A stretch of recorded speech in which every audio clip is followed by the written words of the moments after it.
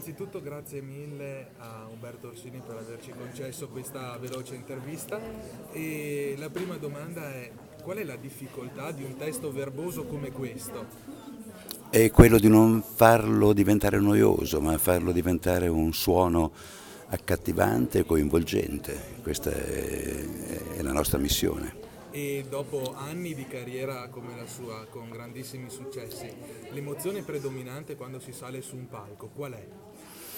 Ma in realtà io emozioni ne provo poche, le provo soltanto quando affronto un testo per la prima volta, poi quando io sono sicuro di quello che devo fare, cosa che in realtà, avendo il privilegio di fare una cosa ogni 2 anni perché le programmo con molto tempo prima, in realtà tutta la mia paura finisce nel momento in cui mi accorgo che la commedia va bene. Allora se la commedia va bene, il mio impegno è di farla andare bene tutte le sere, ma non si può avere emozioni in questo caso, bisogna avere molta lucidità e quindi io sono E uno lucido in teatro. grazie. E come ultima domanda, un consiglio da dare ai giovani attori?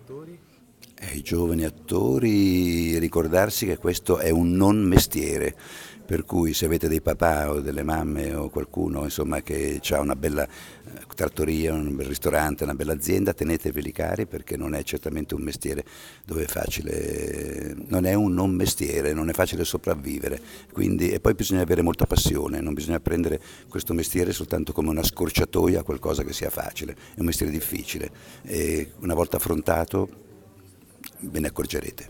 Grazie. Prego.